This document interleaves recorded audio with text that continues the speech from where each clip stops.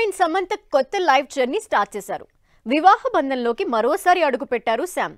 కోయంబత్తూరులోని ఈషా సెంటర్లో ఉన్న లింగ భైరవి ఆలయంలో సమంత ప్రముఖ దర్శకుడు రాజ్ నిడిమోరు పెళ్లి చేసుకున్నారు. సమంత దర్శకుడు రాజ్ నిడిమోరి భూతశుద్ధి వివాహ పద్ధతిలో ఇక్కడ పెళ్లి చేసుకున్నారు. దీంతో ఇంతకీ ఈ భూతశుద్ధి వివాహం అంటే ఏంటనే చర్చ అంతటా జరుగుతోంది.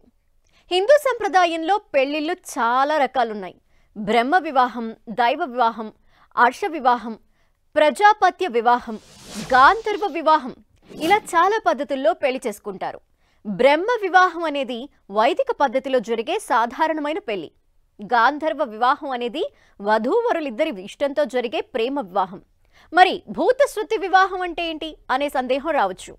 కుటుంబ సభ్యులు అత్యంత సన్నిహితుల సమక్షంలో అనాదిగా వస్తున్న యోగ సంప్రదాయ ప్రకారం నిర్వహించే పెళ్లే భూతశుద్ధి వివాహం. ఇది యోగ ప్రక్రియలో జరిగే వివాహం. ఆలోచనలు, భావోద్వేగాలు లేదా భౌతికతకు అతీతంగా దంపతుల మధ్య లోతైన బంధాన్ని ఏర్పరచడానికి రూపొందించిన విశిష్టమైన వివాహ ప్రక్రియగా చెప్తారు. లింగ భైరవి ఆలయాల్లో ఎంపిక చేసిన ప్రదేశాల్లో ఇలాంటి వివాహ క్రతువు నిర్వహిస్తారు.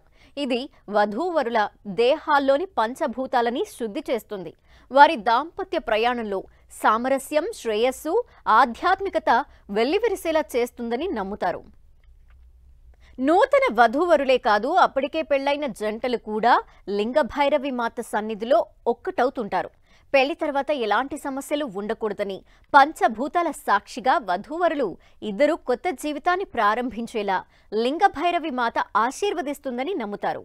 భూమి, నీరు, గాలి, నిప్పు, ఆకాశం, ఈ ఐదింటిని పంచభూతాలుగా కొలుస్తాం. ఈ ఐదింటి సమక్షంలో ప్రత్యేకమైన ఆరాధనలు, పూజలతో లింగ భైరవి మాత ఆశీస్సుల మధ్య వధూవరులు చాలా సింపుల్ పద్ధతిలో దంపతులవుతారు. వరుడు వధువు మెడలో మంగళసూత్రంగా పసుపు కొమ్ముతో ముడివేసిన పసుపు తాడును కడతారు. పసుపు కుంకుమను పెట్టి ఉంగరాలు వేలికి తొడుగుతారు.